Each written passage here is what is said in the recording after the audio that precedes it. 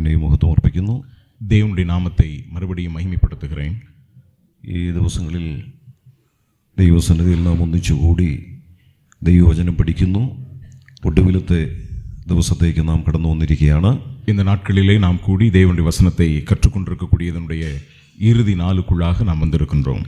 ഈ 2-3 ദിവസങ്ങൾ നിങ്ങളോടൊപ്പം ആത്മീയ കൂട്ടായ്മ അനുഭവിപ്പാനും വചനത്തിൻ്റെ ശുശ്രൂഷയിൽ ഏർപ്പെടുവാനും ലഭിച്ച സന്ദർഭത്തെ ഓർത്ത് സന്തോഷത്തോടെ ഞാൻ കർത്താവിന് നന്ദിയും മഹത്വവും അർപ്പിക്കുകയാണ്. இந்த 2-3 நாட்கள் உங்களோடு கூட ஆவிக்குரிய நிலையிலே ஐக்கியப்படவும் கர்த்தருடைய வார்த்தையை பகிர்ந்து கொள்ளவும் ஆண்டவர் கொடுத்த இந்த தருணத்திற்காக நான் கர்த்தரை துதிக்கின்றேன். രാവിലെയും ദൈവവചന കേൾവിക്കായിട്ട് ഈ ഓഡിറ്റോറിയത്തിൽ കടന്നു വന്നിട്ടുള്ള എല്ലാ പ്രിയപ്പെട്ടവർക്കും യേശു ക്രിസ്തുവിൻ്റെ ധന്യനാമത്തിലുള്ള സ്നേഹവന്ദനങ്ങൾ ഞാൻ വീണ്ടും അറിയിക്കുന്നു. இந்த காலை வேளையிலே தேவனுடைய வார்த்தையை கேட்கும்படியாக இந்த அரங்கத்துக்குள்ளாக கடந்து வந்திருக்கிறவங்க யாவருக்கும் கர்த்தராகிய இயேசு கிறிஸ்துவின் நாமத்தினாலே அன்பின் வாழ்த்துக்களை தெரியப்படுத்துகிறேன். ദൈവസഭയുടെ അടിസ്ഥാന ഉപദേശങ്ങൾ എന്നുള്ള വളരെ പ്രധാനപ്പെട്ട ഒരു വിഷയമാണല്ലോ നാം ഈ ദിവസങ്ങൾ ചിന്തിച്ചുകൊണ്ടിരിക്കുന്നത്. தேவனுடைய சபையினுடைய அஸ்திவார உபதேசங்கள் என்கிறதான காரியத்தை, மிக முக்கியமான சத்தியத்தை இந்த நாட்களிலே நாம் சிந்தித்துக் கொண்டிருக்கின்றோம். പ്രധാനമായിട്ട് നാം ദൈവസഭയിലെ ചില കൂടിവരവുകൾ ഏതൊക്കെയാണ് എന്ന് കാണുകയുണ്ടായി. விசேஷமாக நாம் தேவனுடைய சபையிலே கூடி வரக்கூடிய கூட்டங்கள் என்ன என்பதை குறித்து சிந்தித்தோம். ദൈവസഭയുടെ അടിസ്ഥാന ഉപദേശങ്ങൾ എന്നുള്ള നിലയിൽ ആ കൂടിവരവുകളോട് നമുക്കുണ്ടായിരിക്കേണ്ട മനോഭാവം എന്ത്, നാം അതും ചിന്തിക്കുകയുണ്ടായി. தேவ வசனத்தினுடைய அடிப்படையிலே நாம் கூடி வரக்கூடியதான கூட்டங்களிலே நம்முடைய மனநிலை எவ்விதமாக இருக்க வேண்டும் என்கிறதை குறித்தும் நாம் சிந்தித்தோம். ദൈവസഭയുടെ ഏറ്റവും പ്രധാനപ്പെട്ട 2 ചുമതലകൾ, അതും ആരാധന, സുവിശേഷവേല, അല്പം വിശദമായിട്ട് നാം ചിന്തിച്ചു. தேவனுடைய சபையினுடைய மிக முக்கியமான வேலை ஆராதனை, சுவிசேஷ ஊழியம், இவை 2 குறித்தும் அந்த பொறுப்புகளை குறித்து நாம் சிந்தித்தோம். നാം കഴിഞ്ഞ ക്ലാസ്സിൽ കൊരിന്ത്യർക്ക് എഴുതിയ 1-ാം ലേഖനം 11 മുതലുള്ള അധ്യായങ്ങളെ അടിസ്ഥാനമാക്കി നാം കൂടി വരുമ്പോൾ ശ്രദ്ധിക്കേണ്ട ചില കാര്യങ്ങളാണ് ചിന്തിച്ചു വരുന്നത്. നാം கடந்த வகுப்பிலே 1 கொரிந்தியர் 11-ாம் அதிகாரம் தொடங்கி நாம் கூடி வரும் பொழுது கவனிக்க வேண்டிய சில காரியங்களை நாம் சிந்தித்து வருகிறோம். 11-ാം അധ്യായത്തിൻ്റെ 18-ാമത്തെ വാക്യത്തിൽ നിങ്ങൾ സഭ കൂടുമ്പോൾ എന്ന് പറഞ്ഞ് ആ കൂടി വരവിൽ ഉണ്ടായിരിക്കേണ്ട ചില കാര്യങ്ങൾ തുടർ അധ്യായങ്ങളിൽ വിശദീകരിച്ചിരിക്കുകയാണ്. 11-ാം அதிகாரத்திலே 1 கொரிந்தியர் 11-ாம் அதிகாரத்தின் 18-ாம் வாக்கியத்திலே நீங்கள் கூடி வரும்போது என்கிறதான காரியத்திலிருந்து தொடர்ந்து சில அதிகாரங்களிலே நாம் கூடி வரும் பொழுது கவனிக்க வேண்டிய விஷயங்கள் அங்கே சொல்லப்பட்டிருக்கிறது. അതിലൊന്ന് അപ്പം നുറുക്കാനുള്ള അല്ല കർത്തൃമേശ എന്ന ആ കൂടിവരവാണ്. ஒன்று அப்பம் விற்கும்படியாய் கூடி வரக்கூடியதான கர்த்தருடைய பந்தி என்பதாகும். അത് നാം അല്പം ഇന്നലെ ചിന്തിക്കുകയുണ്ടായി. அதை குறித்து நேற்று சற்று நாம் சிந்தித்தோம்.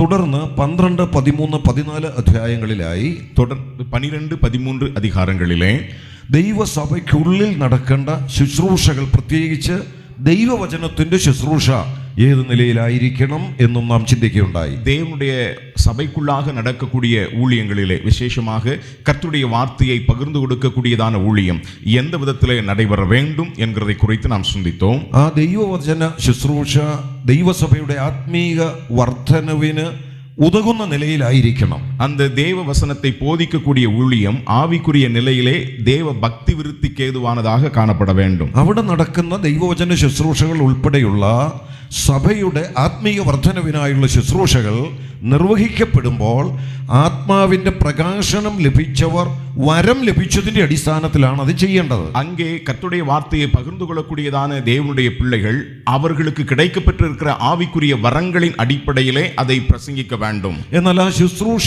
ചെയ്യുന്നവരെ സംബന്ധിച്ച്, ஆனால் அந்த ஊழியங்களை செய்கிறவர்களை பொறுத்தமட்டில் ആ 14-ാം അധ്യായത്തിന്റെ ഒടുവിലായിട്ട് ഒരു പ്രത്യേക നിർദ്ദേശവും കൂടെ തന്നിട്ടുണ്ട്. அந்த 14-ாம் அதிகாரத்தினுடைய இறுதியிலே ஒரு குறிப்பிட்டதான ஒரு நிபந்தனையும் அங்கே கொடுக்கப்பட்டிருக்கிறது.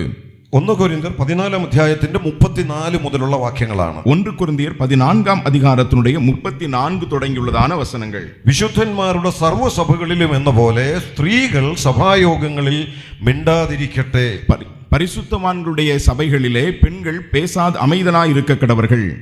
ദൈവസഭ കൂടുമ്പോൾ സ്ത്രീകളുടെ ശുശ്രൂഷ സംബന്ധിച്ച് ദൈവവചനത്തിൽ ചില നിയന്ത്രണങ്ങൾ വെച്ചിട്ടുണ്ട്. தேவனுடைய சபை கூடி வரும் பொழுது பெண்களை பொறுத்த மட்டிலே சில நிபந்தனைகள் கொடுக்கப்பட்டிருக்கிறது. സ്ത്രീകളോടുള്ള ബന്ധത്തിൽ ദൈവവചനത്തിന്റെ വ്യവസ്ഥകൾ നമുക്ക് ഉൽപ്പത്തി പുസ്തകം മുതൽ തന്നെ കാണാനായിട്ട് കഴിയും. பெண்களோடுள்ளதான நிலையிலே உள்ளதான பொறுப்புகள் ஆதியாகமம் புத்தகம் தொடங்கியே நாம் பார்க்க முடியும். ആദം ഹവ്വമാർ എന്ന ആ ഭാര്യാഭർത്താക്കന്മാരിൽ ആ കുടുംബത്തിന്റെ മേൽ ഭരണം നടത്തുവാനുള്ള അവകാശവും അധികാരവും ദൈവം ഏൽപ്പിച്ചത് പുരുഷനെയാണ്. ஆதாம் ஏவாளுடைய குடும்பத்திலே அந்த குடும்பத்திலே தலைமைத்துவம் எடுத்து அதை நடத்தும்படியான பொறுப்பு ஆதாமுக்கு ஆண்டவர் கொடுத்திருந்தார். സ്ത്രീ പുരുഷനെ കീഴടങ്ങിയിരിക്കുക എന്നുള്ളത് ദൈവവചനത്തിന്റെ ആദ്യം മുതലുള്ള പ്രമാണം തന്നെയാണ്. பெண்ணானவள் புருஷனுக்கு கீழ்ப்படிந்திருக்க வேண்டும் என்கிறது வேதவசனத்தினுடைய துவக்கம் பக்கம் முதல் இருந்தே கொடுக்கப்பட்டிருக்கிற கட்டளை. അത് സൃഷ്ടി മുതൽ തന്നെ ദൈവം വെളിപ്പെടുത്തിയിട്ടുള്ള വളരെ പ്രധാനപ്പെട്ട ഒരു ഉപദേശ സത്യമാണ്. அது சிருஷ்டி தொடங்கியே வெளிப்படுத்தப்பட்டிருக்கிறதான மிக முக்கியமான ஒரு கட்டளையாக இருக்கிறது. അത് ദൈവസഭ കൂടുമ്പോൾ മാത്രം ശ്രദ്ധിക്കേണ്ട കാര്യമല്ല, அது தேவனுடைய சபை கூடி வரும் பொழுது கவனிக்க வேண்டிய ஒரு விஷயம் കുടുംബത്തെ மட்டுமல்ல. സംബന്ധിച്ചുള്ള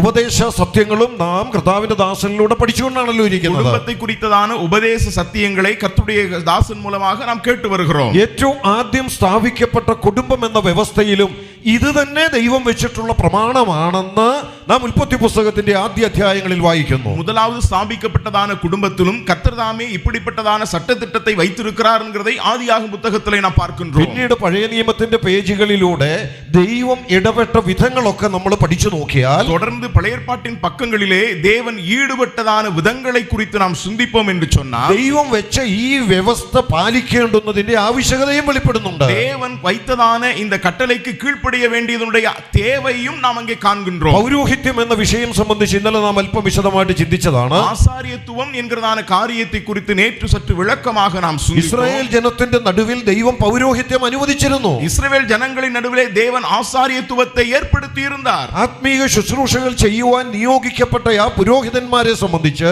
ஆவிக்குரிய ஊழியங்களை நிறைவேற்றும்படியாக ஏற்படுத்தப்பட்டதான அந்த ஆசாரியர்களை பொறுத்தமட்டில் പുരുഷന്മാരിലാണ് ആ ശുശ്രൂഷ ഏൽപ്പിക്കപ്പെട്ടിരുന്നത്. ஆண்களுக்கு தான் அந்த ஊழியமானது கொடுக்கப்பட்டிருந்தது. വേറെയും നിരവധി ദൃഷ്ടാന്തങ്ങൾ തിരുവഴുത്തിലൂടെ പഴയ നിയമത്തിൽ നമുക്ക് ലഭിക്കുന്നുണ്ട്. இன்னும் அநேக உதாரணங்களை பழைய ஏற்பாட்டின் மூலமாக நாம் கற்றுக்கொள்ள முடியும். എന്നാൽ പുതിയ നിയമത്തിലേക്ക് വരുമ്പോൾ പ്രത്യേകമായിട്ട് ஆனால் புதிய ஏற்பாட்டுக்கு வரும் பொழுது விசேஷமாக ദൈവസഭയെ സംബന്ധിച്ച് അത് പ്രത്യേകം എടുത്തു പറഞ്ഞിരിക്കുകയാണ്. தேவனுடைய சபையை குறித்து அது விசேஷமாக எடுத்து சொல்லப்பட்டிருக்கிறது. 1 കൊരിന്ത്യർ 11, 12, 13, 14 അധ്യായങ്ങൾ 1 கொரிந்தியர் 11, 12, 13, 14 அதிகாரங்களில் ദൈവസഭ കൂടി വന്ന് നിർവഹിക്കപ്പെടേണ്ട നിരവധി ശുശ്രൂഷകളെ കുറിച്ച് പറഞ്ഞിരിക്കുകയാണ്. தேவனுடைய சபை கூடி வரும் பொழுது அவர்கள் நிறைவேற்ற வேண்டியதான் பல்வேறு விதமான ஊழியங்களை குறித்து அங்கே வாசிக்கின்றோம். കർത്തൃമേശയുടെ ശുശ്രൂഷയെ കുറിച്ച് പറഞ്ഞു. கர்த்தருடைய பந்தியினுடைய ஊழியத்தை குறித்து நாம் பார்த்தோம். വിവിധ കൃപാവരങ്ങൾ ലഭിച്ചതനുസരിച്ച് സഭയുടെ ആത്മീയ വർധനയ്ക്കായി ചെയ്യുന്ന ശുശ്രൂഷകളെ കുറിച്ച് പറഞ്ഞു. பற்பல கிருபை வரங்களை பெற்றவர்கள் ஆவிக்குரிய பக்தி விருத்திக்கேற்ற நிலையிலே சபையிலே செயல்படுவதை குறித்து நாம் சிந்தித்தோம். ആ ശുശ്രൂഷകളെ മുഴുവനായിട്ട് നാം ഒന്ന് നോക്കിയാൽ அந்த ஊழியங்களை எல்லாம் மொத்தமாய் நாம் கவனிப்போம் என்றால் സഭയെ പ്രബോധിപ്പിക്കുന്ന ശുശ്രൂഷകളുണ്ട്, சபைக்கு போதிக்கக்கூடிய ஊழியங்கள் உண்டு, സഭയെ ഉപദേശിക്കുന്ന ശുശ്രൂഷകളുണ്ട്, சபைக்கு புத்தி சொல்லக்கூடியதான ஊழியங்கள், സഭയെ റെപ്രസെന്റ് ചെയ്ത് ചെയ്യുന്ന ശുശ്രൂഷകളുണ്ട്, சபையை பிரதிநிதிப்படுத்தக்கூடியதான ஊழியங்கள் உண்டு, സഭയെ ലീഡ് ചെയ്യുന്ന ശുശ്രൂഷകളുണ്ട്, சபையை நடத்தக்கூடியதான ஊழியங்கள் உண்டு. ഇങ്ങനെയുള്ള ശുശ്രൂഷകളെ സംബന്ധിച്ചിടത്തോളം இப்படிப்பட்டதான ஊழியங்களை பொறுத்தமட்டில் വ്യക്തമായിട്ട് തിരുവഴുത്ത് ഇവിടെ പറഞ്ഞിരിക്കുകയാണ്. மிக தெளிவாக தேவனுடைய வார்த்தை சொல்லுகிறது, സർവ്വസഭകളിലും എന്ന പോലെ സ്ത്രീകൾ കീഴടങ്ങിയിരിക്കണമെന്ന്. எல்லா சபைகளிலும் பெண்கள் அங்கே அமைதலாய் இருக்க வேண்டும். അവിടെ പറയുന്നിടത്ത് ഒരു വാക്കോട് എടുത്തു പറഞ്ഞിട്ടുണ്ട്. அங்கே ஒரு வார்த்தை கூட எடுத்து சொல்லப்பட்டிருக்கிறது, വിശുദ്ധന്മാരുടെ സർവ്വസഭകളിലും എന്നതുപോലെ. பரிசுத்தவான்களுடைய சபைகளில் எல்லாவற்றிலும்.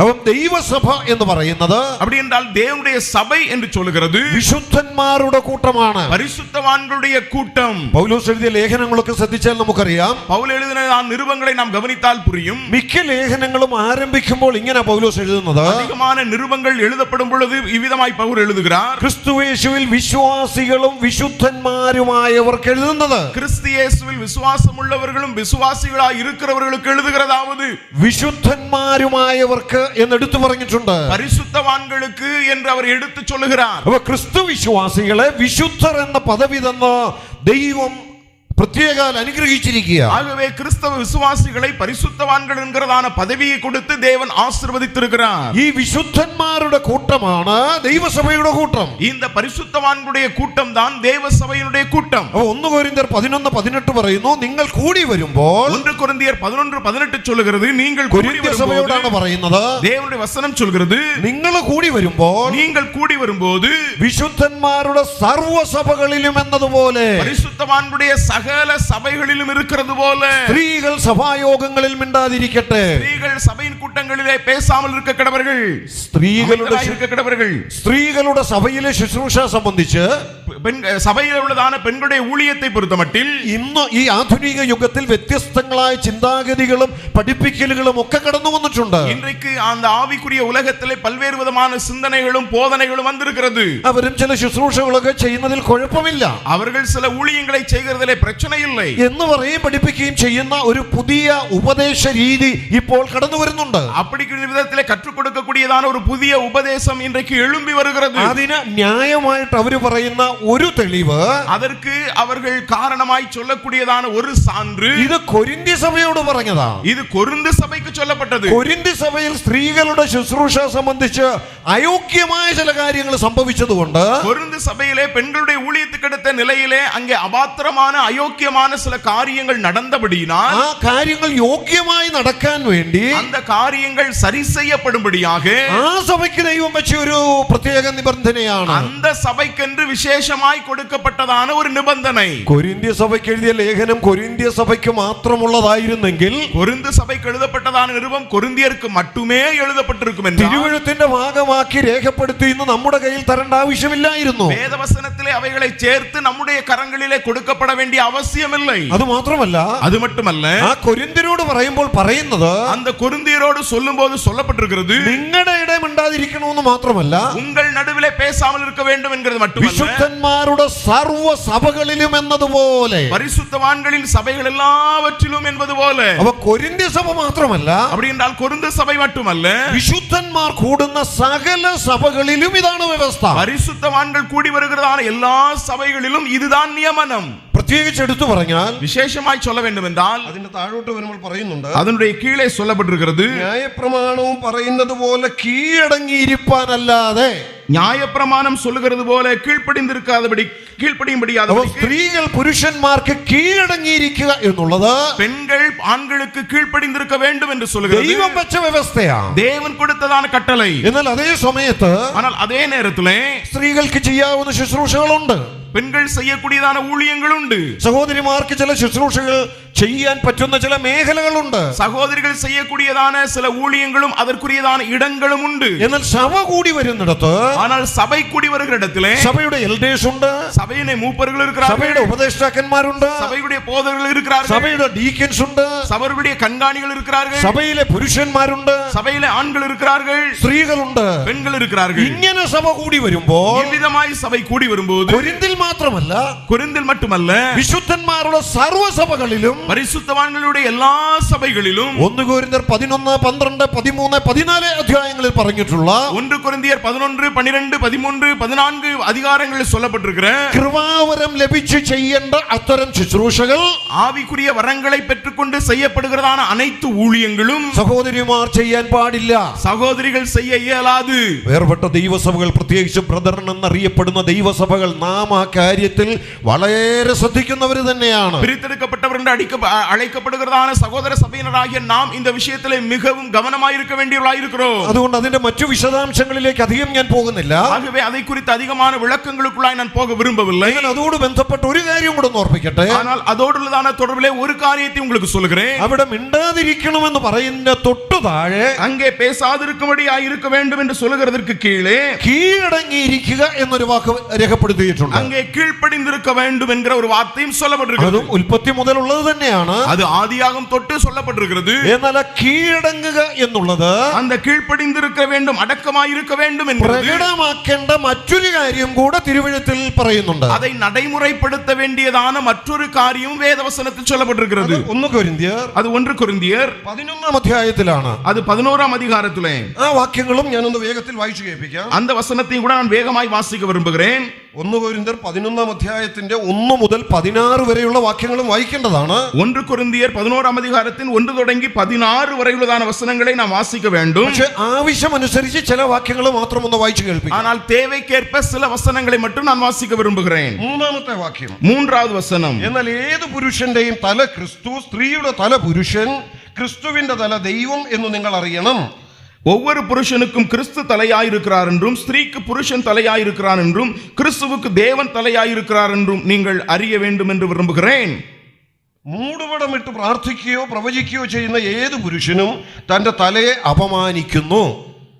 ஜெபம் பண்ணுகிற போது தீர்க்கதரிசனம் சொல்லுகிறதாவது தன் தலையை மூடிக்கொள்ளுகிற எந்த புருஷனும் தன் தலையை கனவீனப்படுத்துகிறான். മൂടുപടമില്ലാതെ പ്രാർത്ഥിക്കുകയോ പ്രവചിക്കുകയോ ചെയ്യുന്ന ഏത് സ്ത്രീയും തന്റെ തലയെ അപമാനിക്കുന്നു. ஜெபம் பண்ணுகிற போதாவது தீர்க்கதரிசனம் சொல்லுகிற போதாவது தன் தலையை மூடிக்கொள்ளாதிருக்கிற எந்த ஸ்திரீயும் தன் தலையை கனவீனப்படுத்துகிறாள். അപ്പൊ ഇവിടെ പറയുന്ന വിഷയം എന്താ? அப்படி என்றால் இங்கே சொல்லப்பட்டிருக்கிற காரியம் என்ன? മൂടുപടം ഇട്ടുകൊണ്ട് പ്രാർത്ഥിക്കുകയോ പ്രവചിക്കുകയോ ചെയ്താൽ പുരുഷൻ തലയെ അപമാനിക്കുക. அங்கே முக்காடிட்டு கொண்டு புருஷன் அவன் ஜெபிப்பான் என்று சொன்னால் அவன் கனவீனப்படுத்துகிறான். പുരുഷൻ തലയെ അപമാനിക്കുന്നു എന്ന് പറഞ്ഞാൽ புருஷன் தலையை கனவீனப்படுத்துகிறான் என்றால் പുരുഷന്റെ തല ആരാണെന്ന് അതിന്റെ തൊട്ട് മുമ്പ് പറഞ്ഞിട്ടുണ്ട്. புருஷனுடைய தலை யார் என்று அங்கே மேலே சொல்லப்பட்டிருக்கிறது. പുരുഷന്റെ തല ക്രിസ്തുവാണ്. புருஷனுடைய தலை கிறிஸ்து.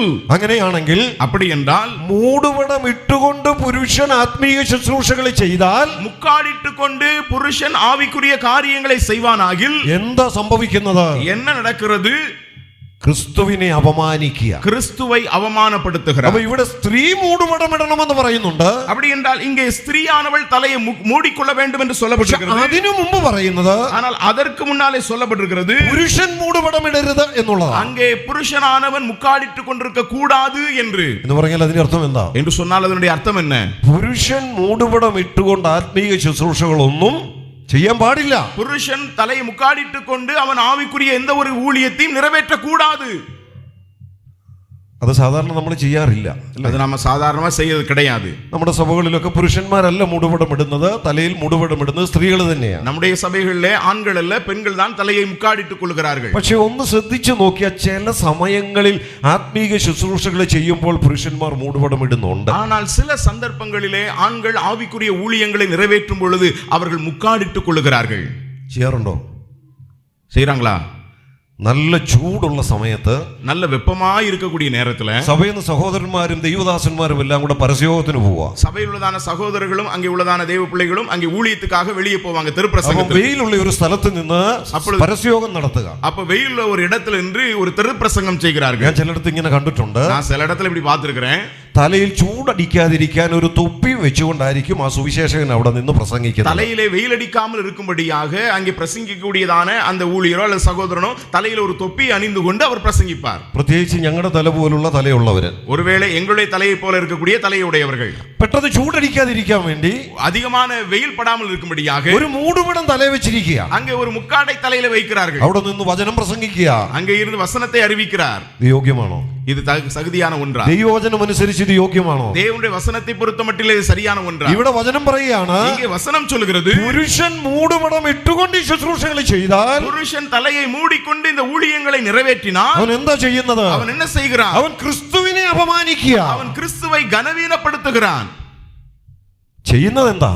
செய்கிறது என்ன? സുവിശേഷം പ്രസംഗിക്കുക, சுவிசேஷத்தை அறிவிக்கிறார், വചനം പ്രസംഗിക്കുക. வசனத்தை அறிவிக்கிறார். പക്ഷെ ആരെ പ്രസംഗിക്കുന്നു? ஆனால் யாரை அறிவிக்கிறாரோ ആ ആളിനെ അപമാനിച്ചുകൊണ്ടാ പ്രസംഗിക്കുന്നത്. அந்த மனிதரை அவமானப்படுத்தி பிரசங்கிக்கிறார். അതുകൊണ്ട് ഞാൻ ഇങ്ങനെ പറയട്ടെ, அதனாலே நான் இப்படி சொல்கிறேன், ഏത് ശുശ്രൂഷയ്ക്കും, எந்த ஊழியத்திற்கும், അത് വചന ശുശ്രൂഷയാകട്ടെ, அது വசனத்தை സുവിശേഷ പ്രസംഗമാകട്ടെ, சுவிசேஷ பிரசங்கமாகட்டும், സഭയ്ക്കുള്ളിലെ ശുശ്രൂഷയാകട്ടെ, சபைக்குள்ளாக ஊழியமாகட்டும், ഒന്നിച്ചുകൂടിയുള്ള ആരാധനയാകട്ടെ, ஒன்றாய் கூடி வருகிற ஆராதனையாகட்டும், സ്ത്രീകളുടെ ശുശ്രൂഷയാകട്ടെ, பெண்களுடைய ஊழியமாகட்டும், എല്ലാത്തിനും കൃത്യമായ വ്യവസ്ഥകൾ ദൈവവചനം തന്നിട്ടുണ്ട്. எல்லாவற்றுக்கும் சரியான ஒழுங்கை தேவனுடைய வார்த்தை சொல்லுகிறது. അതുകൊണ്ട് പറയട്ടെ, ஆகவே சொல்லுகிறேன், പുരുഷൻ മൂടുപടമിട്ട് ആത്മീയ ശുശ്രൂഷകൾ ചെയ്താൽ, புருஷனானவன் முக்காடிட்டுக் கொண்டு ஆவிக்குரிய ஊழியங்களை நிறைவேற்றினார், ക്രിസ്തുവിനെ അപമാനിക്കുക. அவன் கிறிஸ்துவை அவமானப்படுத்துகிறான். എന്നാൽ അടുത്ത് പറയുന്നത് ശ്രദ്ധിച്ച്, ஆனால் அடுத்து சொல்கிறதை கவனியுங்களேன். മൂടുപടം ഇല്ലാതെ പ്രാർത്ഥിക്കുകയോ പ്രവചിക്കുകയോ ചെയ്താൽ, ஒருவேளை அங்கே தலையை மூடிக்கொள்ளாமல் தீர்க்க தரிசனம் சொல்லவோ ஜெபம் பண்ணவோ செய்தால், അങ്ങനെ ചെയ്യുന്ന ഏത് സ്ത്രീയും அவ்விதமாக செய்யக்கூடிய எந்த ஸ்திரீயானவளும் തന്റെ തലയെ അപമാനിക്കുന്നു. தன் தலையை கனவீனப்படுத்துகிறாள். അപ്പൊ അവിടെ വേറൊരു സംശയം തോന്നാം. அங்கே வேறு காரியம் இருக்கிறது. മൂടുപടം ഇല്ലാതെ പ്രാർത്ഥിക്കുകയും പ്രവചിക്കുകയും ചെയ്യുന്ന സ്ത്രീകൾ, அப்படி என்றால் தலையை மூடிக்கொள்ளாதபடிக்கு ஜெபிக்கவும் தீர்க்க தரிசனம் சொல்லக்கூடியதான ஸ்திரீகள், അപ്പൊ സ്ത്രീകൾക്ക് പ്രാർത്ഥിക്കുകയും പ്രവചിക്കുകയും ചെയ്യാം. அப்படி என்றால் பெண்கள் ஜெபிக்கவும் தீர்க்க தரிசனம் சொல்லவும் செய்யலாம். പിന്നെ ഇത്രയും നേരം പറഞ്ഞത് എന്നതാ? அப்ப இவ்வளவு நேரம் சொன்னது என்ன? വിശുദ്ധന്മാരുടെ സർവ്വസഭകളിലും എന്നതുപോലെ സ്ത്രീകൾ മിണ്ടാതിരിക്കട്ടെ. பரிசுத்தவான்களுடைய சகல சபைகள் இருக்கிறது போல பெண்கள் அமைதலாய் இருக்க கடவர்கள். പക്ഷെ ഇവിടെ 11-ാം അധ്യായത്തിൽ പറയുകയാണ്, ஆனா இங்கே 11ஆம் அதிகாரத்தில் சொல்லப்பட்டிருக்கிறது, സ്ത്രീകൾ പ്രാർത്ഥിക്കുന്നുണ്ട്, പ്രവചിക്കുന്നുണ്ട്, ஸ்திரீகள் ஜெபம் பண்ணுகிறார்கள், தீர்க்க தரிசனம் പക്ഷെ അത് சொல்லுகிறார்கள். ചെയ്യുമ്പോൾ ஆனால் அதை செய்யும்போது മൂടുപടം ഇടണം. முக்காடிட வேண்டும். മൂടുപടം ഇടുന്നില്ലെങ്കിൽ முக்காடிட வேண்டும் என்றால் തലയെ അപമാനിക്കുന്നു. முக்காடிடவில்லை என்றால் தலையை கனவீனப்படுத்துகிறாள். സ്ത്രീകളുടെ തല ആരാ? ஸ்திரீனுடைய தலை யார்? പുരുഷൻ. புருஷன். പുരുഷന്റെ തല ആരാ? புருஷனுடைய தலை யார்? ക്രിസ്തു. கிறிஸ்து. അങ്ങനെയാണെങ്കിൽ அப்படி என்றால் മൂടുപടം ഇല്ലാതെ സ്ത്രീകൾ ശുശ്രൂഷകളിൽ ഏർപ്പെടുമ്പോൾ, முக்காடிடாதபடிக்கு பெண்கள் ஊழியங்களிலே ஈடுபடும் போது അവർ പുരുഷനെ അപമാനിക്കുക വഴി அவர்கள் புருஷனை கனவீனப்படுத்துகிறதன் மூலமாக ക്രിസ്തുവിനെ തന്നെ അപമാനിക്കുകയാണ്. கிறிஸ்துவை தானே அவமானப்படுத்துகிறார்கள். അപ്പൊ മൂടുപടം ഇട്ടുകൊണ്ട് ഇതൊക്കെ ചെയ്യാമോ? ஆகவே முக்காடிட்டுக் கொண்டு இதை செய்யலாமா? செய்யலாம். അതിന് അവർക്ക് അനുവദിച്ചിട്ടുള്ള മേഖലകളിൽ നിന്നുകൊണ്ട് ചെയ്യാം. அதிலே அவர்களுக்கு கொடுக்கப்பட்டிருக்கக்கூடிய இடங்களில் நிலைகளில் நின்று அதை செய்ய. ഇവിടെ തന്നെ ശ്രദ്ധിക്കുക, ആ കാര്യങ്ങൾ പറഞ്ഞിട്ട് நீங்க தானே கவனியுங்களேன், அந்த காரியங்களை சொல்லிவிட்டு 18-ാം വാക്യത്തിലേക്ക് വരുമ്പോഴാണ് 18வது வசனத்துக்கு வரும்போது தானே നിങ്ങൾ കൂടി വരുമ്പോൾ എന്ന് പറഞ്ഞിരിക്കുന്നത്. நீங்கள் சபை கூடி வந்திருக்கும் போது என்று வாசிக்கிறோம். അപ്പൊ പൊതുസഭ കൂടി വന്ന് കഴിഞ്ഞാൽ ചെയ്യേണ്ട കാര്യം പിന്നീട് പറഞ്ഞിട്ടുണ്ട്. ஆகவே பொதுவான சபை கூடி வருவதற்கு பின்பதாய் செய்ய வேண்டிய காரியங்கள் பின்னாலே ആ சொல்லப்பட்டிருக்கு. പൊതുസഭ കൂടി വരുമ്പോൾ அவ்விதமாய் பொதுவாய் சபை கூடி வரும்போது സഭയുടെ ചുമതലപ്പെട്ടവരുണ്ട്, அங்கே முக்கியமானவர்கள் இருக்கிறாங்க, അവിടെ സഹോദരന്മാരുണ്ട്. அங்கே சகோதரர்கள் இருக்கிறாங்க. എന്നാൽ അതിനു മുമ്പ് 11-ാം അധ്യായത്തിൽ പറഞ്ഞിരിക്കുന്നത്, ஆனால் அதற்கு முன்னாலே 11ஆம் அதிகாரத்திலே சொல்லப்பட்டிருக்கிறது, നിങ്ങൾ ചില ശുശ്രൂഷകൾ ചെയ്യുമ്പോൾ நீங்கள் சில ஊழியங்களை நிறைவேற்றும் போது എന്ന് പറഞ്ഞാൽ അതിന്റെ അർത്ഥം എന്താ என்று சொன்ன அதனுடைய அர்த்தம் என்ன? പൊതുസഭ കൂടി വരുമ്പോഴല്ല, பொதுவாக சபையாய் கூடி வரும் பொழுதல்ல. ഒരുപക്ഷെ നിങ്ങൾ തന്നെ കൂടുന്ന കൂട്ടങ്ങളുണ്ട്, സഹോദരിമാർ തന്നെ കൂടുന്ന കൂട്ടങ്ങൾ, சகோதரிகள் மட்டுமே கூடி வரக்கூடிய கூட்டங்கள் உண்டு. അങ്ങനെയുള്ള കൂടിവരവുകളിൽ அப்படிப்பட்டதான கூட்டங்களில் അവർ ഈ ശുശ്രൂഷ ചെയ്താൽ, அவர்கள் இந்த ஊழியத்தை நிறைவேற்றினால் തലയിൽ മൂടുപടമുണ്ടായി. தலையிலே முக்காடிட வேண்டும். ഇനി അതിന്റെ താഴോട്ടൊന്ന് ശ്രദ്ധിക്കാം. இனி அதில் கீழே கவனியுங்கள். സ്ത്രീ മൂടുപടം ഇടുന്നില്ലെങ്കിൽ മുടി കത്രിച്ചു കളയട്ടെ. அங்கே ஸ்திரீயானவள் முக்காடிட்டுக் கொள்ளவில்லை என்று சொன்னால் தன்னுடைய தலையை சிரைத்துக் கொள்ள கடவுள். കത്രിക്കുന്നതോ ക്ഷൗരം ചെയ്യിക്കുന്നതോ സ്ത്രീക്ക് ലജ്ജയെങ്കിൽ മൂടുപടം ഇട്ടുകൊള്ളട്ടെ. தலைமயிர் கத்திரிக்கப்படுகிறதும் சிரைக்கப்படுகிறதும் ஸ்திரீக்கு வெட்கமானால் முக்காடிட்டுக் கொள்ள கடவுள். നമുക്കറിയാം, സ്ത്രീകൾ സഹോദരിമാരെ സംബന്ധിച്ച് പുരുഷന്മാർ മുടി വെട്ടുന്നത് പോലെ വെട്ടത്തില്ല. நமக்கு தெரியும், சகோதரிகள் அவர்களுடைய ஆண்கள் முடி வெட்டுகிறது போல அவர்கள் முடியை வெட்ட மாட்டார்கள். ഇപ്പം പുരുഷന്മാരെ സംബന്ധിച്ച് മുടി വെട്ടുകയല്ല, അല്പം കുറവാണെങ്കിൽ കംപ്ലീറ്റ് കളയുക. இப்ப ஆண்களை பொறுத்த மட்டிலே அவர்களுக்கு முடி கொஞ்சம் குறைவாய் இருக்கிறது அப்படின்னா அதை வெட்டுறதில்ல, மொத்தமாக எடுத்துறாங்க. എന്നാൽ സഹോദരിമാരെ സംബന്ധിച്ച് പ്രകൃതി തന്നെ നൽകിയ ഒരു പ്രത്യേക അനുഗ്രഹമാണ് നീണ്ട മുടി എന്ന് പറയുന്നത്. சகோதரிகளை பொறுத்த மட்டிலே இயற்கையாகவே ஒரு நீண்ட கூந்தல் என்கிறது அவர்களுக்கு கொடுக்கப்பட்டிருக்கிற ஒரு ஆசீர்வாதம். അത് മുറിച്ച് കളയുക എന്ന് പറയുന്നത് அதை கத்தரித்தல் என்று சொல்லுகிறது. സ്ത്രീയെ സംബന്ധിച്ച് ലജ്ജയാണെന്ന് ഈ വാക്യം പറയുന്നു. ஸ்திரீயை பொறுத்த மட்டிலே அது வெட்கமான ஒன்று என்று இந்த வசனம் சொல்கிறது. അവ മുടി കത്തിരിക്കുന്നതോ മുടി ക്ഷൗരം ചെയ്യുന്നതോ സ്ത്രീകളെ സംബന്ധിച്ച് ലജ്ജയാണെങ്കിൽ, முடியை கத்தரித்து போடுதலோ அல்லது சிரைத்து போடுதலோ அது பெண்களுக்கு வெட்கமான ஒரு காரியம் என்றால், മൂടുപടം ഇടാതിരിക്കുന്നതും നിങ്ങൾക്ക് ലജ്ജയാ. முக்காடிட்டு கொள்ளாதிருக்கிறதும் அது வெட்கமான ஒரு விஷயம். അതാണ് ഈ വാക്യം പ്രത്യേകമായിട്ട് ഓർപ്പിക്കുന്നത്. அதுதான் இந்த வசனம் முக்கியமாய் சொல்லுகிறது. അവ മൂടുപടം ഇടുന്നില്ലെങ്കിൽ, ஆகவே முக்காடிடவில்லை என்றால் മുടി കത്തിരിച്ചു കളഞ്ഞതിന് തുല്യമാണെന്നാണ് ഈ വേദവാക്യം പറയുന്നത്. நீங்கள் உங்களுடைய முடியை கத்தரித்துக் கொள்கிறதற்கு சமமான ஒன்று என்று இது சொல்லுகிறது. അവൻ ദൈവവചനം വ്യക്തമായിട്ട് പറയുന്നു. ஆகவே தேவனுடைய வார்த்தை தெளிவாய் சொல்கிறது, സ്ത്രീകൾ സഭയിൽ മൂടുപടം ഇടണം. பெண்கள் சபையிலே முக்காடிட வேண்டும். ഇനി അതേക്കുറിച്ച് താഴോട്ട് വരുമ്പോൾ അതിന്റെ കാരണമൊക്കെ 10ാം വാക്യത്തിൽ പറയുന്നുണ്ട്. இங்கே கீழே அதை குறித்து நாம் வாசிக்கும் பொழுது அதனுடைய காரணத்தை 10ாம் வசனத்திலே ഞാൻ ആ பார்க்கிறோம். വാക്യം എടുത്തൊരു വിശദീകരണത്തിന് ഇനി സമയമില്ലാത്തത് കൊണ്ട് വേഗത്തിൽ അങ്ങ് പറഞ്ഞു പോകുകയാണ്. அந்த வார்த்தை எடுத்து விளக்கம் சொல்லுகிறதுக்கு நேரம் இல்லாதபடினாலே வேகமாய் சொல்லி கடந்து അവിടുത്തെ അർത്ഥം മാത്രം ഇങ്ങനെ പറയട്ടെ. அங்கே உள்ள அர்த்தத்தை மட்டும் இப்படி சொல்கிறேன். കീഴടങ്ങിയിരിക്കുന്നു എന്നുള്ളതിന്റെ ഒരു പ്രകടനം കൂടിയാണ് മൂടുപടമിടുന്നത്. அங்கே கீழ்ப்படிந்திருக்க வேண்டும், அடங்கி இருக்க வேண்டும் என்கிறதனுடைய ஒரு அடையாளம் தான் முக்காடிடுதல் என்பதாகும். 13ാം വാക്യത്തിൽ വരുമ്പോൾ പറയുന്നുണ്ട്, 13ാம் வசனத்திலே வரும்போது இவ்விதமாய் சொல்லப்பட்டிருக்கிறது, ഈ മൂടുപടം ഇടാതെ ദൈവത്തോട് പ്രാർത്ഥിക്കുന്നത് യോഗ്യമോ? ஸ்திரீயானவள் தேவனை நோக்கி ஜெபம் பண்ணுகையில் தன்னுடைய தலையை மூடிக்கொள்ளாமல் இருக்கிற லட்சணமாய் இருக்குமோ? പുരുഷൻ മുടി നീട്ടിയാൽ അത് അവൻ അപമാനമാണ്. புருஷன் மயிரை நீளமாய் வளர்க்கிறது அவனுக்கு கனவீனமாய் இருக்கிறது. അപ്പൊ അവിടെ പറഞ്ഞ രണ്ട് കാര്യം ഒന്ന് ശ്രദ്ധിച്ചേ. அப்படி என்றால் இங்க ரெண்டு காரியங்களை கவனியுங்கள். പുരുഷൻ മുടി നീട്ടിയാൽ അത് അപമാനമാണ്. புருஷன் மயிரை நீளமாய் வளர்த்தல் அது கனவீனம். എന്നാൽ സ്ത്രീ മുടി കത്തിച്ചു കളഞ്ഞാൽ അത് അവൾക്ക് അപമാനം. ஆனால் ஸ்திரீயானவள் முடியை அவள் வெட்டி கொண்டால் அது அவளுக்கு அவமானம். ഇത് വചനം പറയുന്ന കാര്യമാണ്. இது வசனம் சொல்லக்கூடிய காரியம். അപ്പൊ പുരുഷന്മാരെ സംബന്ധിച്ച് ஆகவே புருஷர்களை பொறுத்தமட்டில் മുടി കത്തിച്ചു കളയണമെന്നുള്ളത് തന്നെ വചനത്തിന്റെ വ്യവസ്ഥ.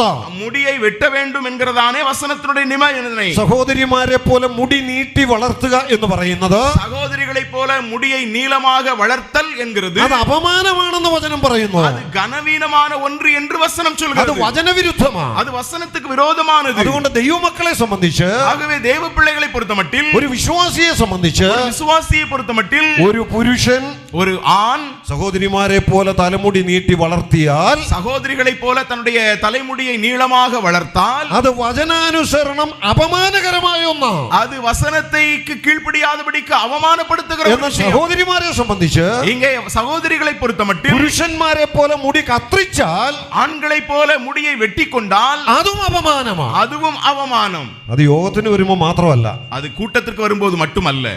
ഇത് പുരുഷനെ സ്ത്രീയെ സംബന്ധിച്ചുള്ള ദൈവവചനത്തിന്റെ ഒരു വ്യവസ്ഥ. இது ஆண் பெண்ணை குறித்த மட்டிலே தேவனுடைய வசனத்திலே சொல்லப்பட்டிருக்கிறதான ஒரு நிபந்தனை. ഇനി ഒരു കാര്യം കൂടെ ഒന്ന് ശ്രദ്ധിച്ചേ. இனி ஒரு காரியத்தை கூட கவனியுங்களேன்.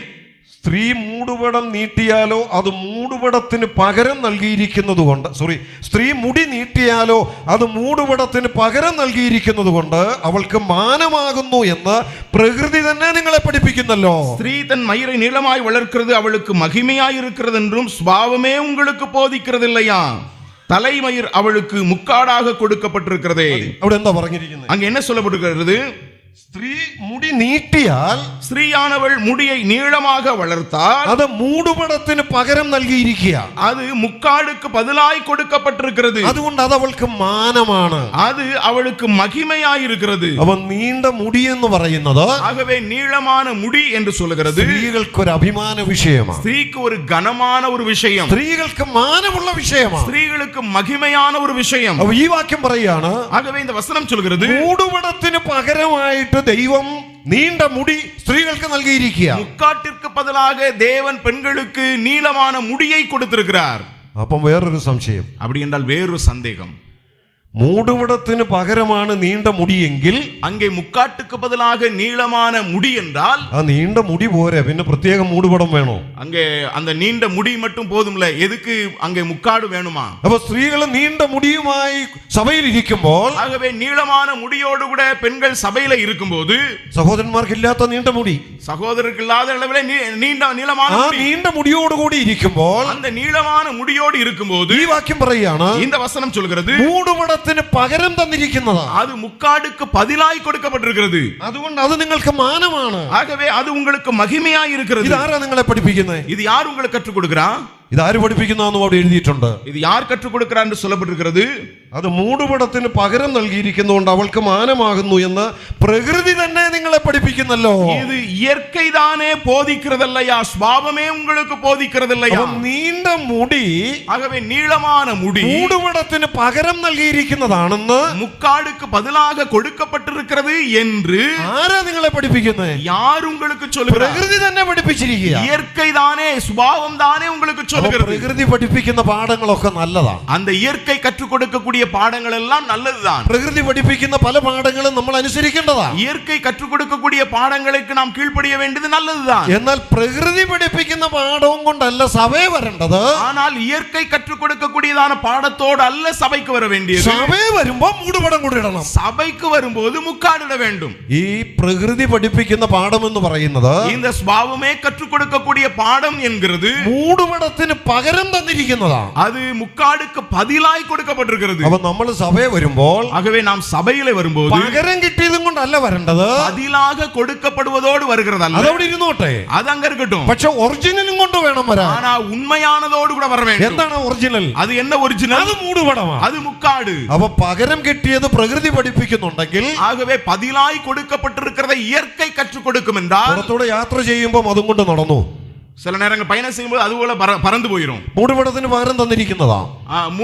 அங்கே முக்காடுக்கு பதிலாக கொடுக்கப்பட்டிருக்கிறது. എന്നാൽ സഭയെ വരുമ്പോൾ ஆனா சபைக்கு வரும்போது ആ പകരവും കൊണ്ടിരുന്നാ പോരാ, ആ പകരവുമായിട്ടിരുന്നാ പോരാ, பதிலாக கொடுக்கப்பட்டதோடு இருந்தால் மட்டும் போதாது, അതിന്റെ ഒറിജിനലും കൊണ്ടുവരണം. அதனுடைய உண்மையானதும் வேண்டும். ഇനി നമുക്കൊക്കെ ഒരു കാർ ഉണ്ടെന്നിരിക്കട്ടെ. കാർ എല്ലാവർക്കും ഉണ്ട്. ഒരു കാർ, எல்லாருக்கும் ஒரு கார் ஒருவேளை நமக்கு இருக்கிறது ആ வைத்துக்கொள்வோம். കാർ കംപ്ലൈന്റ് ആയ വർക്ക്ഷോപ്പിൽ കൊണ്ടു കൊടുക്കും. அந்த கார் ரிப்பேர் ஆனால் நாம ஒர்க் ஷாப்புக்கு கொண்டு போவோம். ഒരു 2 ആഴ്ച പണി അതിനുണ്ടെങ്കിൽ, ஒரு 2 வாரம் அதுல வேலை இருக்குதுன்னு வச்சுக்கிட்டா, ഒരു നല്ല വർക്ക്ഷോപ്പ് ഒക്കെ ആണെങ്കിൽ, ஒருவேளை நல்ல ஒரு ஒர்க் ஷாப்பா இருக்கும்னா, ആ 2 ആഴ്ചത്തേക്ക് നമുക്ക് യാത്ര ചെയ്യാൻ പകരം ഒരെണ്ണം തരും. அந்த 2 வாரம் நாம பயணம் செய்யறதுக்கு வேறொரு வண்டி கொடுப்பாங்க. പ്രത്യേകിച്ച് വിദേശ രാജ്യങ്ങളിലൊക്കെ വർക്ക്ഷോപ്പിൽ കൊണ്ടു കൊടുത്താൽ പകരം വണ്ടി തരും. ஒருவேளை வெளிநாடுகள்ல நம்ம வண்டியை ரிப்பேர் பண்றது கொடுப்போம் அப்படின்னா வேறொரு வண்டி நமக்கு கொடுப்பாங்க. ഇത് എത്ര നാളത്തേക്കേ ഉപയോഗിക്കുള്ളൂ? இது எத்தனை நாள் தான் நம்ம பயன்படுத்த ആ முடியும்? ഒറിജിനൽ കിട്ടുന്നവരെ, அந்த ஒரிஜினல் வண்டி கிடைக்கிற ഈ வரைக்கும் 2 ആഴ്ച പകരവും കൊണ്ട് നടക്കും. இந்த 2 வாரம் பதிலாக வச்சுக்கிடலாம். ഇതിന്റെ പണി തീർന്നു കഴിഞ്ഞാൽ இதனுடைய வேலை முடிஞ்சதுக்கு அப்புறம் വേഗം ഈ പകരം കിട്ടിയതൊന്ന് തിരിച്ചു കൊടുത്തിട്ട് உடனடியாக பதிலாய் கொடுக்கப்பட்டதை திரும்ப கொடுத்து விட்டு ശരിക്കുള്ളതും കൊണ്ട് പോരുക. நமக்கு உண்மையானதை கொண்டு வர வேண்டும். അപ്പം ദൈവം സഹോദരിമാരെ സംബന്ധിച്ച് ஆகவே சகோதரிகளை பொறுத்தமட்டில்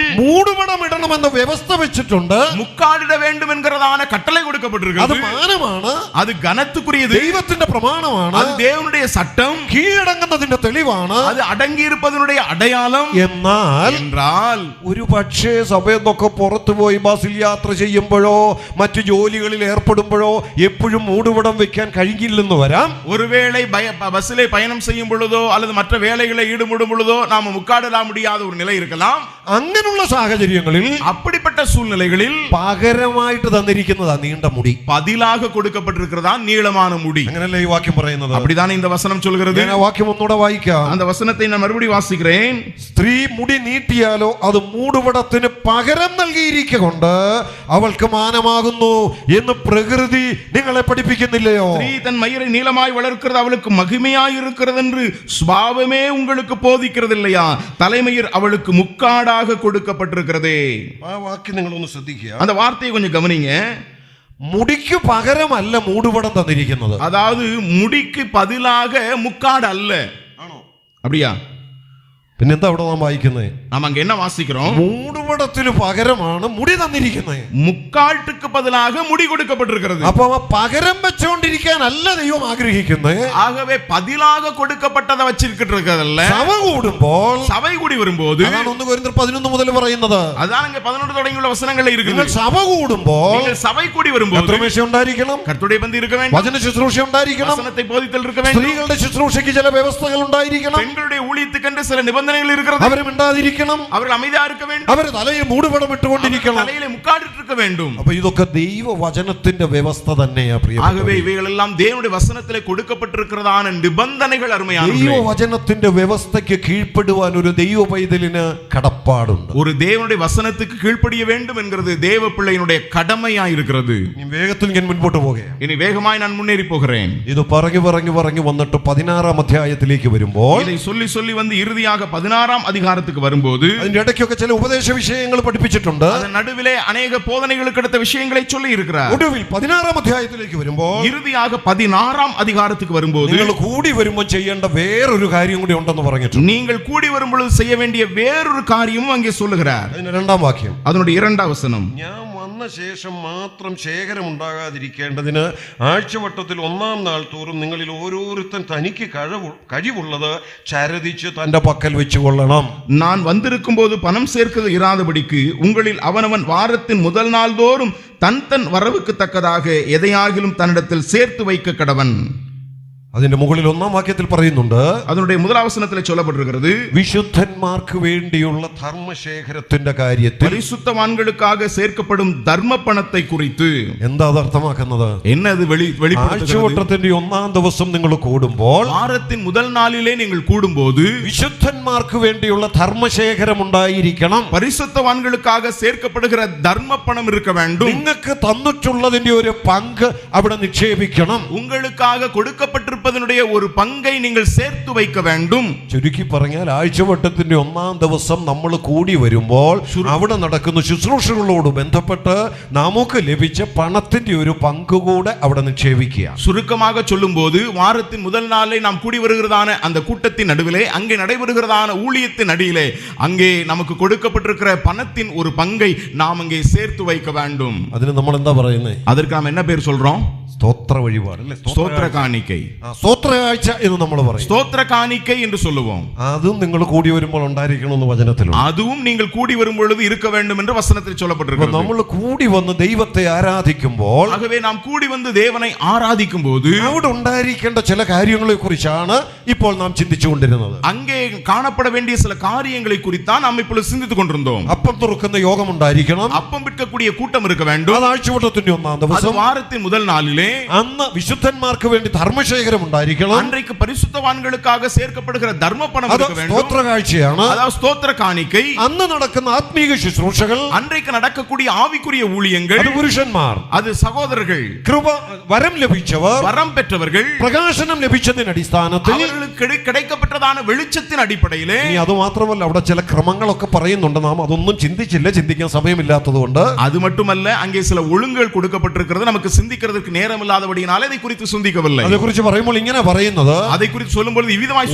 ഓരോരുത്തരായിട്ട് ചെയ്യണം. ஒவ்வொருவராக செய்ய வேண்டும். 2-3 പേരെ ചെയ്യാൻ പാടുള്ളൂ. 2-3 பேர் மட்டுமே செய்ய അത് வேண்டும். ഓരോരുത്തർ ചെയ്യുമ്പോൾ, அதை ஒவ்வொருவரும் செய்யும்போது ഒരാൾ ചെയ്തിരുന്നിട്ടേ അടുത്തയാൾ ചെയ്യാവൂ. ஒருவர் செய்ததற்கு பின்பதாக அடுத்தவர் செய்ய வேண்டும். പ്രത്യേകിച്ച് അവിടുത്തെ ഒരു കോണ്ടെക്സ്റ്റ് അന്യഭാഷ എന്നുള്ളതാണ്. அங்கே இருக்கக்கூடியதான ஒரு முக்கியமான பொருள் அந்நிய பாஷை என்பதாகும். എന്നാൽ അതിന്റെ തൊട്ടു മുമ്പിൽ, ஆனால் அதற்கு முன்னாலே വചനത്തിന്റെ ശുശ്രൂഷയെ കുറിച്ച് പറഞ്ഞാണ് അതുകൂടെ ചേർത്തിരിക്കുന്നത്. வசனத்தை போதிக்கிற ஊழியத்தை குறித்து சொல்லிவிட்டுதான் அதுவும் சேர்த்து சொல்லப்பட்டிருக்கிறது. അതുകൊണ്ട് ആ ക്രമം എന്ന് പറയുന്നത് ஆகவே அந்த ஒழுங்கு என்று சொல்கிறது ദൈവസഭയിലെ വചന ശുശ്രൂഷയ്ക്കും ബാധകമാണ്. தேவனுடைய சபையிலே வசனத்தை போதிக்கிறதற்கும் அது உட்பட்டிருக்கிறது. അതൊക്കെ നമ്മൾ അംഗീകരിക്കുന്നവരുമാണ്, അങ്ങനെ തന്നെ ചെയ്യുന്നവരുമാണ്. நாம் அதை ஏற்றுக்கொண்டு அவ்விதமாகவே செயல்படுத்துகிறவராகவும் இருக்கிறோம். ഒരു 3-4 മണിക്കൂർ ദീർഘമായ ഒരു യോഗം ക്രമീകരിച്ചിട്ടുണ്ടെങ്കിൽ, ஒரு 3-4 மணி நேரம் நீண்ட ஒரு கூட்டம் ஆயத்தப்படுத்தப்பட்டிருக்கிறது என்றால், ദൈവവചനം ശുശ്രൂഷിപ്പാൻ കഴിവുള്ള പല ദൈവദാസന്മാർ അവിടെ ഉണ്ടായിരിക്കും. கர்த்தருடைய வசனத்தை பிரசங்கிக்கக்கூடியதான தாளந்து பெற்ற திறமை பெற்ற அநேக தேவதாசர்கள் அங்கே இருப்பார்கள். ആ യോഗത്തിന് നിയോഗിക്കപ്പെട്ട 2-3 പേര് കാണും. ஆனால் அந்த கூட்டத்திற்கென்று நியமிக்கப்பட்ட 2-3 சகோதரர்கள் இருப்பார்கள். അവരാണ് അത് ചെയ്യുന്നത്.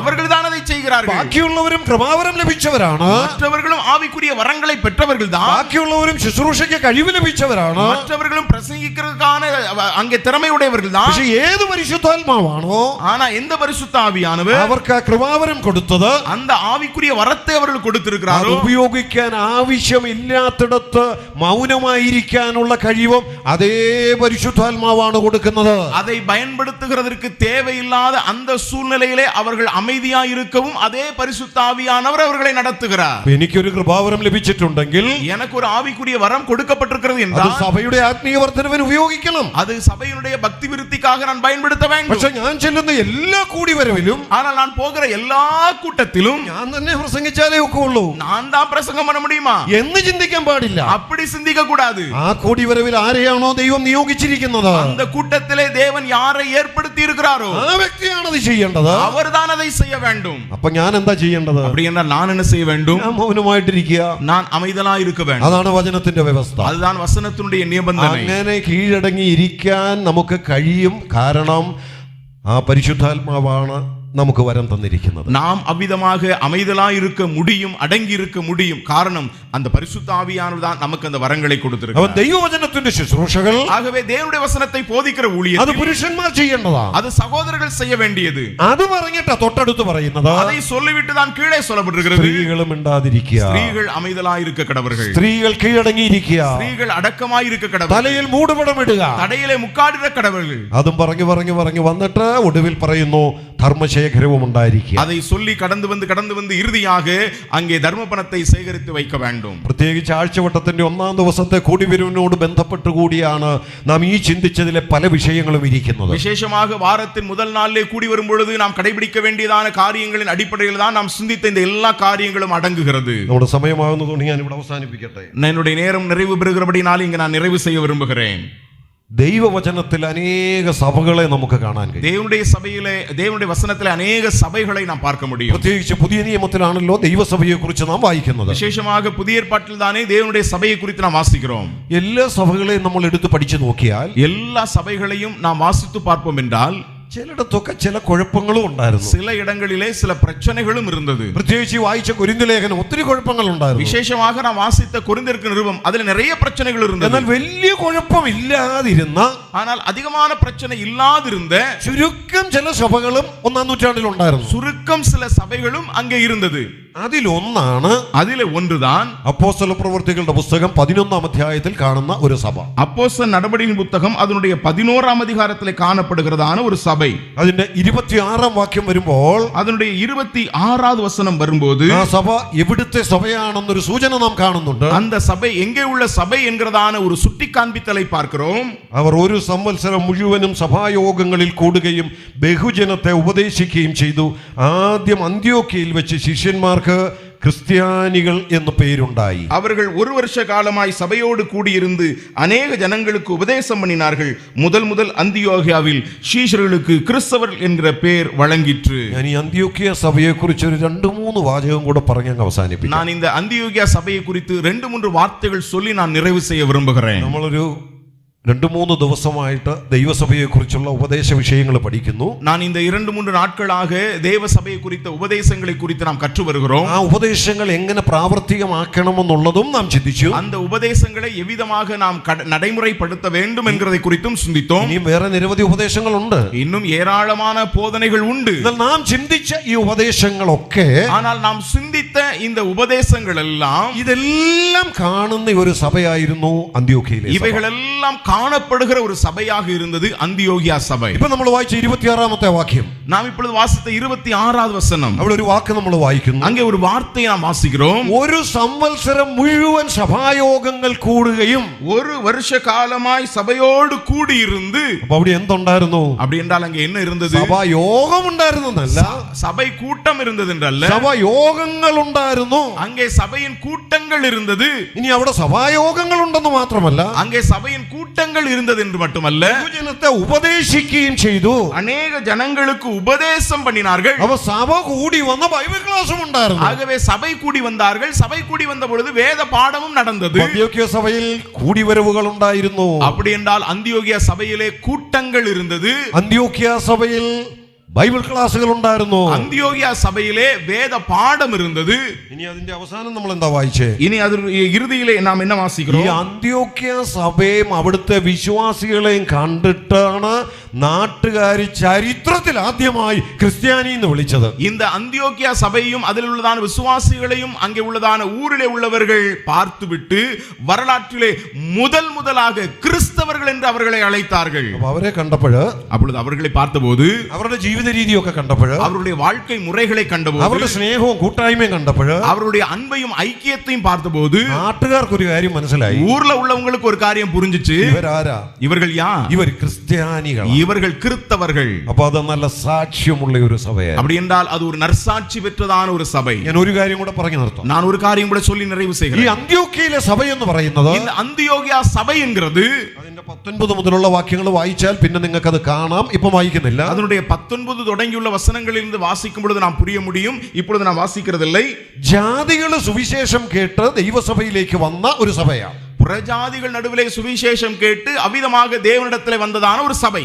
അതിനു മുമ്പ് യഹൂദന്മാർ മാത്രമാണ് സുവിശേഷം കേട്ട് വിശ്വസിച്ചു വന്നത്. அதற்கு முன்னால யூதர்கள் மட்டும்தான் சுவிசேஷத்தை கேட்டு விசுவாசித்தார்கள். ഇപ്പോൾ ഇതാ ജാതികളോട് സുവിശേഷം കേട്ടു. இப்பொழுது புறஜாதிகளும் சுவிசேஷம் கேட்கிறார்கள். അപ്പോൾ ഈ അന്ത്യോക്യ സഭയുടെ പ്രത്യേകത, அப்படி என்றால் இந்த அந்தியோகியா சபையினுடைய விசேஷம், ജാതികളോടും സുവിശേഷം പറഞ്ഞു, புறஜாதிகளிடத்திலும் சுவிசேஷம் சொல்லுகிறார்கள். അവരും വിശ്വസിച്ച് സഭയിലോട്ട് വന്നു, அவர்களும் விசுவாசித்து சபைக்குள்ளாய் வருகிறார்கள். അപ്പോൾ സുവിശേഷ വേലയുള്ള ഒരു സഭയായി. அப்படி என்றால் ஊழியம் செய்யக்கூடிய ஒரு சபை. നമ്മൾ ഇതുവരെ ചിന്തിച്ച എല്ലാ വിഷയങ്ങളും കാണുന്ന ഒരു സഭയായിരുന്നു അന്ത്യോക്യ സഭ. நாம் இதுவரைக்கும் சிந்தித்த எல்லா காரியங்களையும் உட்படுத்தி இருக்கக்கூடிய ஒரு சபையாக அந்தியோகியா சபை இருந்தது. ഒരു വാക്യം കൂടെ ഒന്ന് പറഞ്ഞ് അവസാനിപ്പിക്കാം. ஒரு வார்த்தை கூட சொல்லி நான் நிறைவு செய்ய விரும்புகிறேன். അപ്പോസ്തല പ്രവൃത്തികളുടെ പുസ്തകം 13-ാം അധ്യായം. அப்போஸ்தல நடபடிகள் புத்தகம் 13-ஆம் அதிகாரம். അതും അന്ത്യോക്യയിലെ സഭയെക്കുറിച്ചാണ്. அதுவும் அந்தியோகியா சபையை குறித்துதான். അവർ കർത്താവിനെ ആരാധിച്ചും ഉപവസിച്ചും കൊണ്ടിരുന്നപ്പോൾ, அவர்கள் கர்த்தருக்குள் ஆராதனை செய்து உபவாசித்துக் கொண்டிருந்த போது, അപ്പൊ അവിടെ എന്തുണ്ടായിരുന്നു? அப்ப அங்க என்ன இருந்தது? അവര് കൂടി വന്ന് ദൈവത്തെ ആരാധിക്കുകയും ചെയ്തിരുന്നു. அவர்கள் கூடி வந்து தேவனை ஆராதித்தார்கள்.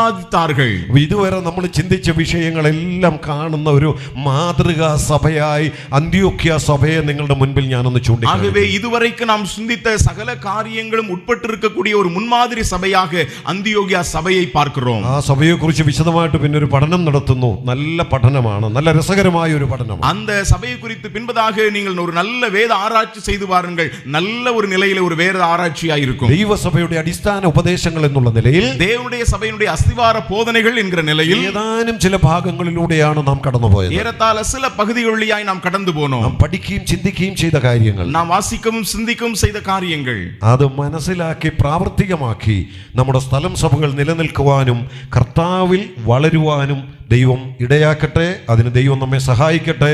ദൈവനാമം വാഴ്ത്തപ്പെടുമാറാകട്ടെ. அதை நாம் சிந்தித்து கைக்கொண்டு அதை நம்முடைய நடைமுறை வாழ்விலே பயன்படுத்தி ஆண்டவருடைய நாமத்தை நாம் மகிமைப்படுத்துவோம். அதற்கு ஆண்டவர் நமக்கு உதவி செய்வாராக. அவருடைய திருநாமம் சதா காலங்களில் மகிமைப்படுவதாக.